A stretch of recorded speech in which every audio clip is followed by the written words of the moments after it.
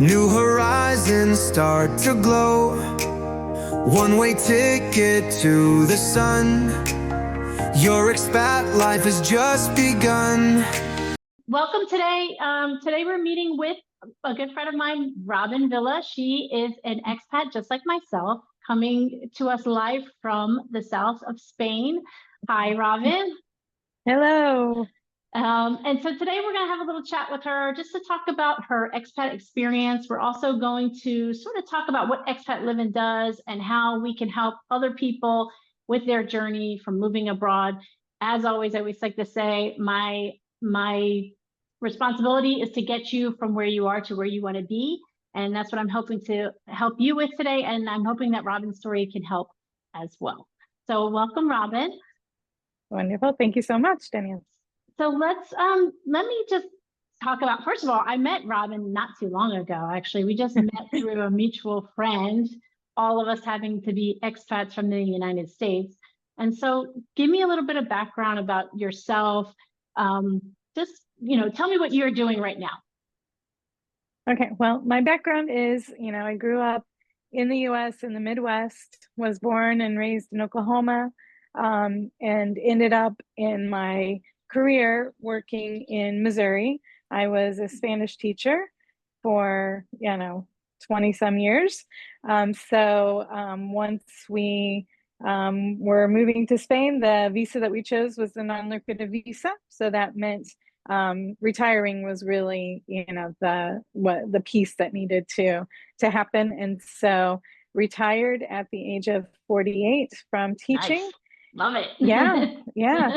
And so, now living a retiree life with a twist or a catch, I guess I should say, because we have children. Okay. All right. Well, great. I'm excited to hear about that too. So, so tell me about what was life like before you moved to Spain? So we'll get into Spain because I know a little bit about where you are, but what was it like before you moved? Where were you? What were you doing other than teaching? So I'll go back to even how I was able to retire and why I retired.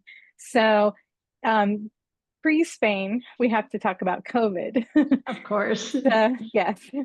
So I was in the midst of COVID, supposed to be bringing students to Spain. We were exchanging with a school in Madrid. And so we had our annual exchange, and we were due to leave on a Thursday and got word on Monday or Tuesday that all the schools in Spain had shut down. And so we knew preemptively kind of what was coming. I'd been watching it as well. Right. So at that time, I knew, I wasn't going to Spain with students and that the world was changing. And my dad felt ill at that same time. My mom had already passed away and he was on his own. And he was in the hospital and the doctor said he needed care at home. He could not be discharged to home without someone, or he would need to go to a nursing home. So it was an easy decision to pack up the kids and go 5 hours down from Kansas City to Oklahoma to take care of him. Okay. And I say easy decision, but not easy of course, to fulfill. But I took care of him, and then that was very quickly, the decision was made that I was really close to retiring anyway. And I knew I was going to retire early, was to just go ahead and make that switch. So at 48, I retired and I stayed caring for my dad through COVID.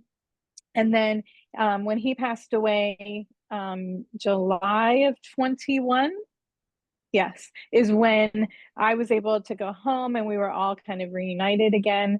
And the plan fell into place of, okay, now's the time, because I was, we were both already retired. My husband is also a retired teacher. He had retired before me. And so it was, okay, what needs to happen? And there was a period of planning, Sure. Okay, so I have a question. So had you been to Spain before? And you said you were preparing your students to come. Had you been here before? Had you studied here or lived here before? So, I was a Spanish teacher. So my first experience living abroad was as an exchange student in Argentina. And so had I been to Spain? Yes, but never as a student. I'd come on my own. I had visited just for pleasure. I had traveled with student groups for kind of in my early career, the more, touristy type of trip. But then in my full-fledged teaching career, I was dedicated to exchanges. So we had school-to-school exchanges around the world for all of our language programs at our school. And our Spanish language exchange had the connection in Madrid, and we were on our second year with that school. Okay. So I had been the furthest south I'd been was Malaga, Sevilla. I'd been to Granada, but I'd never been to this part of Spain, the Costa Tropical. So this was sight unseen. Yeah. Sort of what I did too. Yeah, we'll talk about that. So how did your family how did this decision affect your family? What did they think? Well, so I kind of started over with family. So I have a 26-year-old son who's still in the US. And then when he was 14 or so is when I remarried. And so in remarrying and starting life over, and having more children, when I first met my husband, one of the first questions I asked him to make sure I was willing to continue on with our relationship was if he would be willing to live abroad for a year so that I could do a semester or a year of teaching abroad. I thought I wanted to, apply for a Fulbright, teach abroad for a year. And then as we started looking at just kind of where we were in our careers, and I don't know, sometimes taking on a new, like going and teaching somewhere else is very different than teaching in the US. And with our student exchanges, I was able to get into a classroom and teach. Right. And I thought, this is a lot and a really big change. Maybe it would be better if I retire. Then I don't have to work. I don't have to go through the stress of teaching, and then I can stay.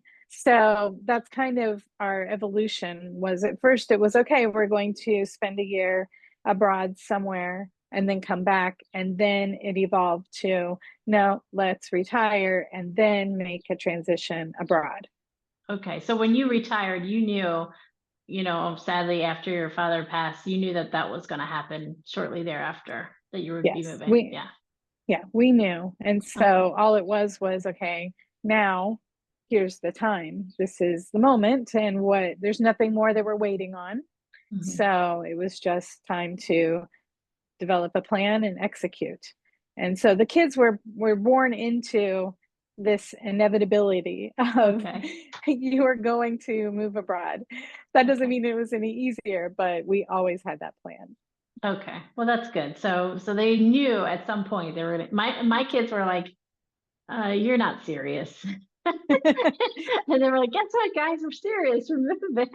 Yeah, my kids, I sort of sprung it on them. Not really. Like I told them, so with my family, we had gone, like each summer we kept taking these long vacations and they kept getting longer and longer.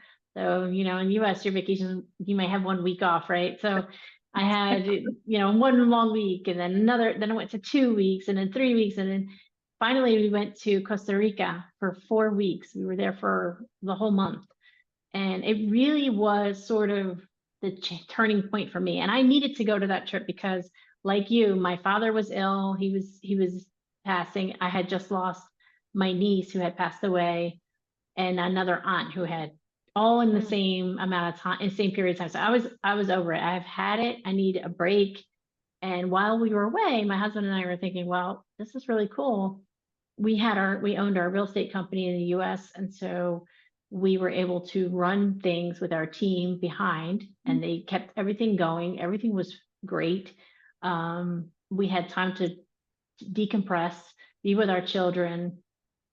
And I thought, well, this is something, maybe we should go somewhere else where our kids can also learn Spanish, because Guillermo and I both speak Spanish, but the kids really, they had very, very little Spanish. So our idea was to go travel around the world for a year and homeschool the kids. But COVID, killed it. it killed my dream, that dream. But it also, COVID is a catalyst really for our trip too, because it taught us that yes, we can truly work virtually and we can make money and still be anywhere. We don't necessarily have to physically be in the city where we were living. And so Spain, we came to Spain in June of 2021. So right after the doors had opened from COVID. But like you, I told the year before we moved, like we were prepping the kids and we were getting prepared and started brushing up on their Spanish, watching shows in Spanish, putting everything in the house in Spanish. so so we did prepare a lot. What kinds of things did you do to prepare your children? I mean, do they speak Spanish? Everything was in Spanish. If a book was written in English for when they were non-readers, I would translate the book on the spot.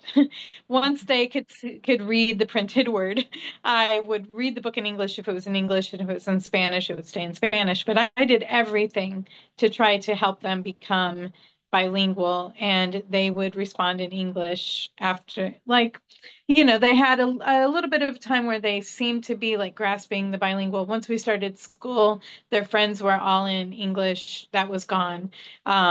They just replied to me in English, and they still do. Yeah. Does your husband speak Spanish? He does, and his family does, but it isn't. His Spanish is not as good as mine. He still is limited, and I think it's because his family was very intent on having him speak English to avoid, the prejudice that can be faced as a Mexican American in the US. And so they were very much, when we're in public, we speak English. And the pattern that established at home was his parents spoke Spanish to each other. And then even if they spoke Spanish or English to the kids, it didn't matter because the kids always responded in English. So that limited his Spanish. And I did not want that for our kids. Right. Well, that's the same story with my husband. His background is Puerto Rican. So both of his parents were born and raised in Puerto Rico. When they came to the US, they had trouble in school, trouble speak. Actually, his mom was raised in Puerto Rico. She didn't come here until her later 20s. But, his dad was really intent, same thing, intent on English, English, English, really pushing it because, he had felt that as well growing up. So I would say the same for Guillermo. He's way better now since we've been here, and he understands everything perfectly. It's just speaking it. He always was sort of like people expect him to speak at a better level, and especially with a name like Guillermo, right? And so, that was a struggle for him. For me, it was a little easier because people don't expect me to speak Spanish. And when I do, they're like, oh, she speaks Spanish. This is great. Exactly. So, it's exactly the same for, because my husband's Vicente. And so people are like, and he looks, like he should speak Spanish. And then they realize, oh, I need to talk with you when I'm dealing with something that's very technical, because he just kind of gets this point where he just can't anymore. Or if he's trying to explain something, he just can't, and he'll get stuck and want to go back to English. So yeah. It's funny. It's funny. Well, how are your children doing now? So now you've been here since 2021. You're almost 4 years here. No. We're 2 years here, 2023. So in 2021 is when we started our process. We took a good year and a half, at least a year and a half to do the whole preparing. Because, it was like, okay, we have to get the house ready to sell.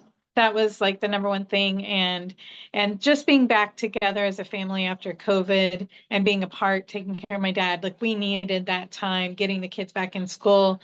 So it took us a little bit of time to be able to actually make the move. So we moved in March of 2023.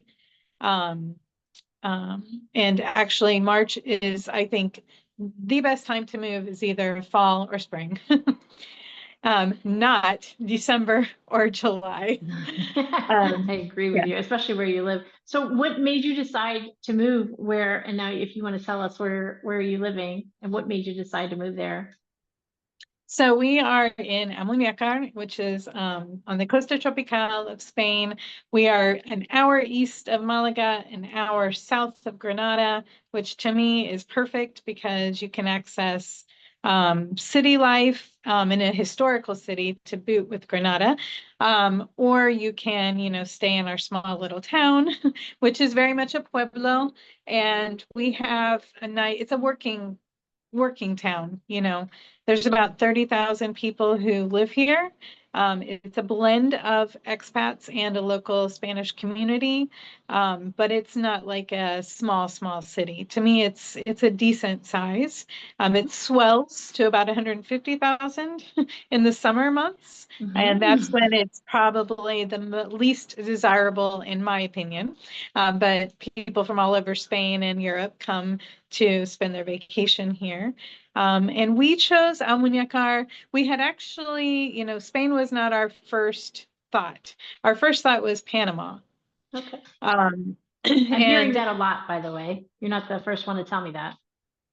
that Spain was not their first thought, or that Panama was on the. That Panama is on the list because it's a great expat community, and visa wise, it's pretty easy to obtain your visa there. They had the same golden type, not a golden visa. I think they, the pensioners visa, they had that going.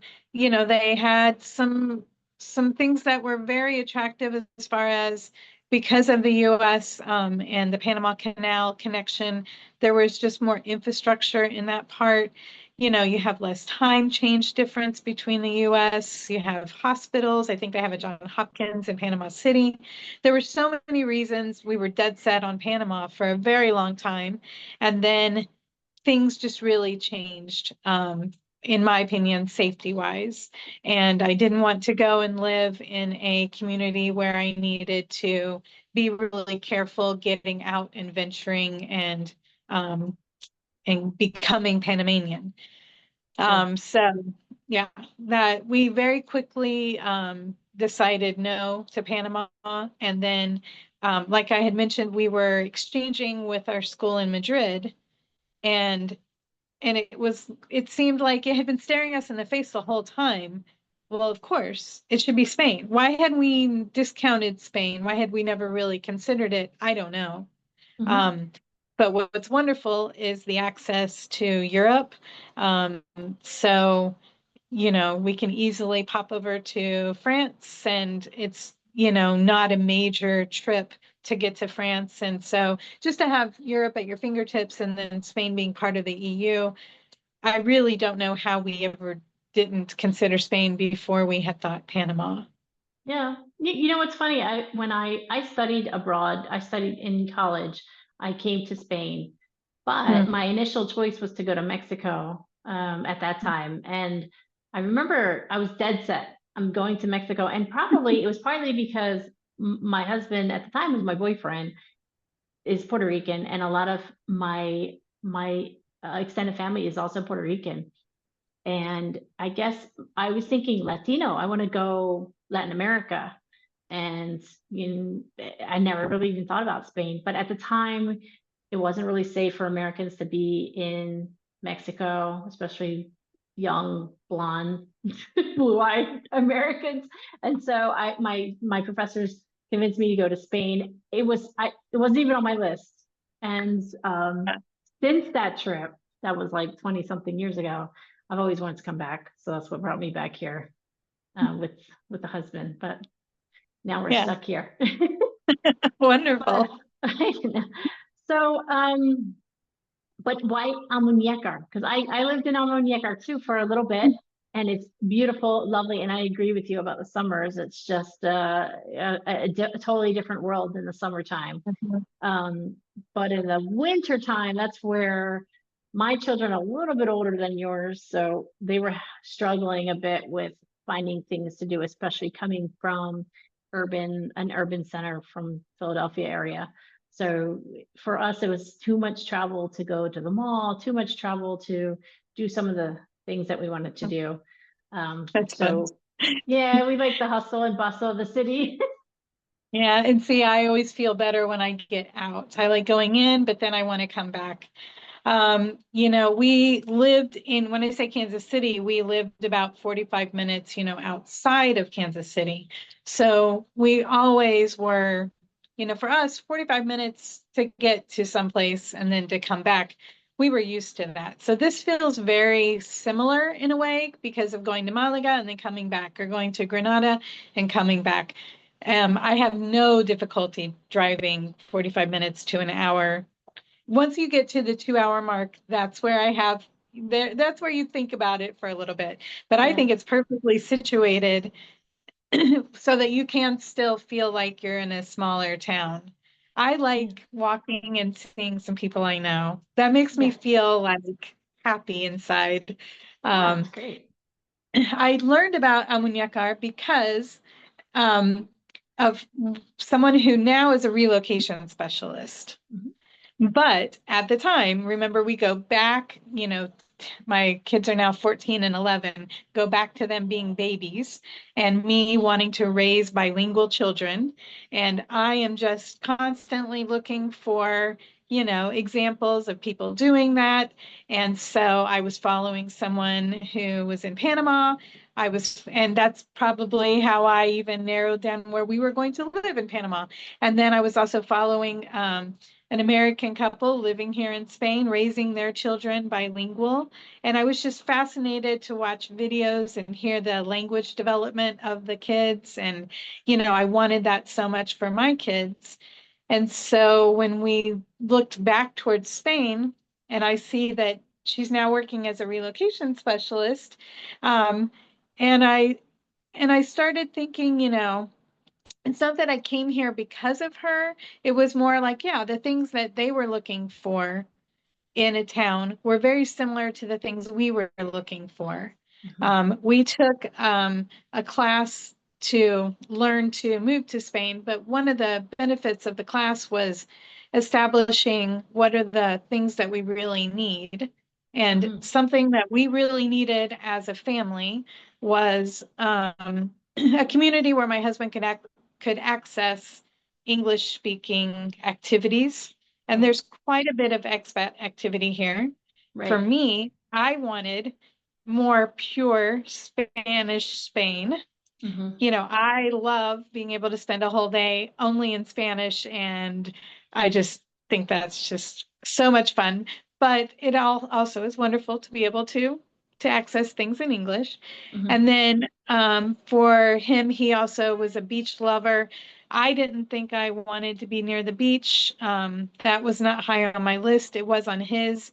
I was looking closer to like more inland towards Granada, or we knew definitely we wanted to be in Andalusia to avoid the kids learning another regional language.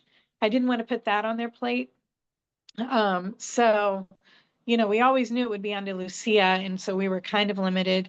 We looked a little at some places in Malaga, but it seemed to be very expat heavy, and I really wanted to be more in a Spanish community, pueblo, village. Yeah.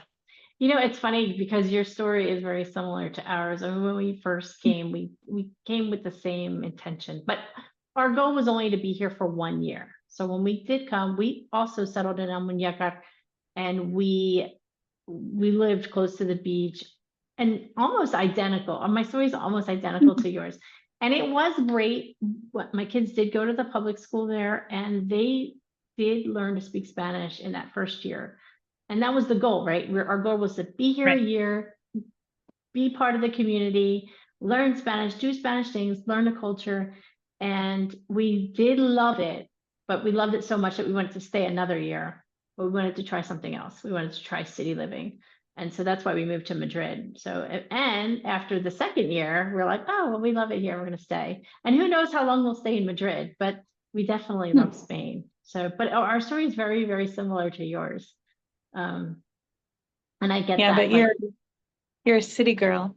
I am a city girl. I can't take the city out of the girl. I need my metro.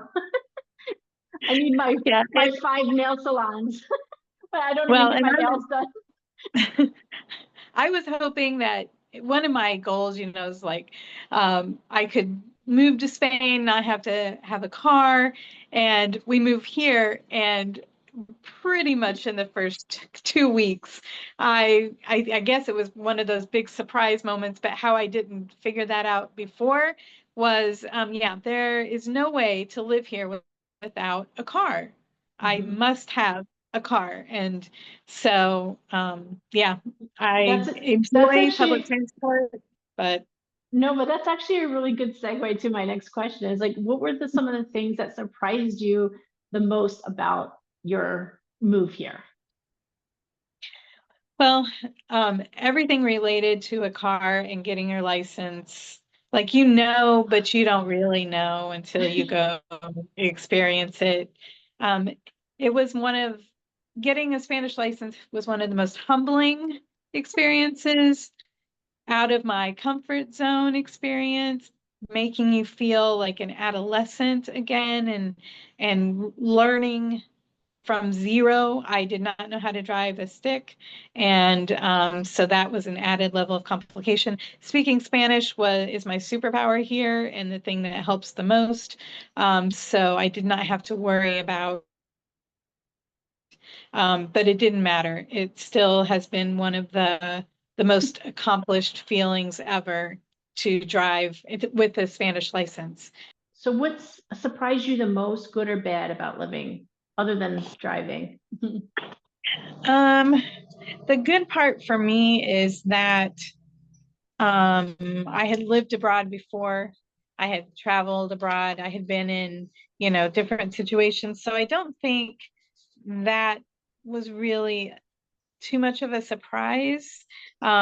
But yet every day I'm surprised. I think I'm surprised that it wasn't easier for me because, I'd had all these experiences, and I'm sure people looking from the outside would say, oh, you make it look easy. But, everything is new. Everything you do constantly, it's a learning curve. And I call Spain and moving abroad like being in an escape room. It truly, It's funny. if you've ever played an escape room, you go in and you don't even really know where to start. You just start looking through the room and trying to find stuff, and you truly have to start figuring it out. And to me, that Spain does not come with a manual. And then you throw in, the different personalities and different needs and all of that of your family. And then you throw in your emotions and you as a mom trying to handle all of that. And it's a really amazing escape room experience. Certainly a roller coaster, right? Very much a roller coaster. You can have great moments and then just crash and burn. And so lots of trying to manage expectations of everything, not just like overall, but like expectations of going to buy something and how much you can accomplish in a certain amount of time. Yeah. Because in the US, I was very much like, I would schedule myself, I need 30 minutes for this and then another. And I was a teacher, Yeah. building a schedule is like what I do. Yeah. So I need 20 minutes for this and I can do this and I can go here. And, Spain is just very different. Time is relative, and what you think can take an hour might take 10 minutes, and what you think is going to take 10 minutes will take 2 hours. And multiple trips. And you just never know when you're going to encounter that. And if you meet that with frustration and anger, it can be really hard. Yeah. So trying to just really, a lot of times the kids will ask, I'm just like, I don't know. We're just going to go. We're going to figure this out. I have no idea what to expect. And they think I have all the answers. And the truth is, I really don't. I'm just faking it. I do that really. We're gonna fake it till we make it, right? Everybody looks to mom. What do we do now? Yes. But Yes. it's funny because when in my first year in Spain, I also felt like that. Everything was even, the one thing that really would drive me crazy was going to the grocery store and just things weren't in the place that you would accustomed to seeing them be in. For example, like sugar was not with flour. And in the US, Exactly. you're going to bake something, the sugar is always next to the flour. And the flour is like on another level in a totally different part of the store. And I'm like, what Yep. is going on? It's just and it's frustrating. But now I'm just used to it. It's like you say, no pasa nada, no pasa nada, right? It's fine. No big deal. I think you just get used to things and your brain's able to not have to think about so many things because you get some automated activities to your day. Yeah. But what Spain is wonderful for is there's always going to be something every Yeah. single day. There's going to be something new that you weren't expecting to be that thing that was the surprise or was different than what you expected it to be. Yeah. So That's truly, it's really funny. Is there anything in particular that you miss about the United States? well, I think on the same vein, the thing that I think most people truly miss is just that comfort, being comfortable. For sure. So my slogan, my lema, that I would always share with my students at the beginning of the school year was life begins at the end of your comfort zone. Mhm. And I really tried to embrace that. And coming here was that, for me, the ultimate get out of the comfort zone. And so I think it's the thing that you miss most when you leave something that's comfortable and put yourself in a situation where you're just a little bit off constantly and you're trying to figure out where do I fit and what do I do and how do I act. And it could, because it's not just like being comfortable as far as because we're so comfortable in how we move around in cars and our homes are so big and spacious, and comfort as far as we can have any product we want, we can go find it. That just the amount of things that are possible for us is incredible in the US. We can get anything, truly. Right. Mhm. But it's also a comfort level of just like knowing how to interact in a certain situation, knowing how to respond, knowing if I say something a certain way, if it could be perceived differently than what I was intending it. So it's a comfort level that goes beyond just, the physical needs and lifestyle. I truly think it's like to your core, you're getting out of your comfort zone daily. And that's probably the thing I miss. And sometimes it would be nice to not have that. Yeah. But once you leave and once you go back, it's not the same. It's not like you can just say, well, I'm going to visit the US and then I'm going to be okay. No, it's never the same again. Right. You're forever changed. It's true. Yes. That's Yes. true.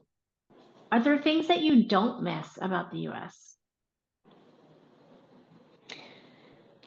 There's a lot of things I don't miss about the US. Honestly, I would say most things I don't miss about the US. Of course, I miss my friends and I miss family, but beyond that, I really don't miss the politically charged environment that seems to not just be on Facebook or on the news or whatever, but it has integrated into our daily life and in our interactions for every single aspect of our life. And here, politics is a thing as well, but it truly isn't part of everyday life. I haven't talked politics with anyone today, and it's because I haven't seen any people who are from the US, probably. Because if you get together with people from the US, or if inevitably the topic turns to politics. It's kind of like our default. And here the default is, how are you? Yeah. How are you really doing today? And I just appreciate that default. That's nice. Yeah. I have to agree with you there. Do you have any advice to people who are making this sort of transition? anything in particular that hit you hard that you want to make sure you tell somebody else who might be doing this journey? I would say number one, which luckily was not something I really had to worry about, but number one is language. Whatever, wherever you go in the world, you need to speak that language. And there is never too early to start. There is never too much. To me, it should be treated like a full-time job, because it's not fair to rely on other people to speak English. And you need to become your own advocate. There's just so many reasons why language is number one. And then for me, the biggest piece of advice I would give is to coming to Spain is to look for the helpers in whatever situation you're in and establish the relationships. Like, relationships get you everywhere. To me, it should be the way it is in life, right? Yeah, That sure. it doesn't matter. Like, the most important thing is who you are as a person. But here, inevitably, it was not me being able to, it's not like you're going to pull out your wallet and pay money to solve every problem. There's sometimes where it doesn't matter how much money you might have. You're just not going to convince the person at the office to push that button that you need pushed to make the whole thing go through. Sure. But establishing the relationship, it feels like once that relationship is established, then like anything is possible. Anything can happen. And even if they truly can't solve your problem right then, they're much more willing to help you figure that out. So I've had many times where I was trying to get something done and I would get out of the office or get home and I would get a phone call and a follow-up to say, come back and see, and let's do this. Or, if I needed something, I ask my girlfriends and they start calling so-and-so. And the next thing you know, something I've been trying to accomplish for days, they solve. Right. Or I could talk to the school counselor and bada bing, we have the appointment I've been trying to get and didn't know how to accomplish it because they had a personal contact. They just call them up and say, hey, it's so-and-so, we need this, and it's done. Yeah, I remember in the town in Almuñécar is like you don't really get information. There's no website. There's like we were trying to get our children involved in sports and we're like, where's the sign up? And they're like, oh no, you got to go down to the community and just wait in line. And we're like, what? But again, it's like you said, it's built on relationships. So you have to know somebody who's going to tell you, who's going to provide the information, tell you where to be. And once you have the information and you set the relationship, you get things done. So Spain is very much that type of community. Even here in Madrid is the same. It's a cultural thing. Yeah. Well, and we come abroad and we say, we love the fact that family is so important to the Spanish and whatnot. And a piece of that is, the first question they'll ask you is not, what do you do for a living? Like, hardly ever do they ask me. It's, so, tell me about you, Tell me about your family, your kids, where do you live? Where do you go for vacation? Yeah. Yeah. All right, I'm gonna do this thing. It's a rapid fire round. So it's just quick, fun questions to show you and tell me more about you. Just answer right off the top of your head. What's your favorite Spanish food? Favorite Spanish food is, I love breakfast. So the breakfast tostada. Mm-hmm. What's a tostada? Yum, yum. For people who don't know what that is. Sorry, a tostada is just a nice piece of bread, but toasted. And then you take olive oil and maybe a clove of garlic and you rub it over the bread. And then my favorite is to add tomato, that is tomate rallado. It's the grated tomato. So it's like tomato puree, but it's not like runny. It's pretty thick. And then if you can add some avocado, you could add salmon, you could add tuna. They love to have tuna here. I'm not a huge tuna fan, but my tomate and avocado tostada, there's nothing better. And a drizzle of olive oil on top and salt. Yeah. Very good. All right. Your best family memory abroad so far? Oh, this is a hard one. It's supposed to be rapid fire. So as far as like getting to travel, I think to me, travel is always the best memory. What's fun about here is it's almost like every day, because I'm like, we're in Spain, it's like, but yet, it's home. So it's different than you're not just being a tourist all the time, or not, going out and seeing sights all the time. But we've gotten to travel, to various places in Europe. And so those have been my favorite memories. I love to travel. So family trips. We've gone to Sweden. We've gone to France. We have a lot more to do because we kind of took a break and said, we just need normal life and we need to slow down our pace a bit. That was year 2, where we really worked on that. But our son got to go to Finland with an Erasmus project and be an exchange student. Nice. For a week. So how cool is that? That's awesome. So yeah. I mean, how many of your friends back home could say that they went to Finland? Yeah. And I try to be really careful not to like, flippantly say like, he did this, I'm going to France next week. Exactly. And it's like, oh my gosh, that sounds so, and I've even had to tell my kids, I know you're not meaning to say it in that way, but you're coming off really snobbish.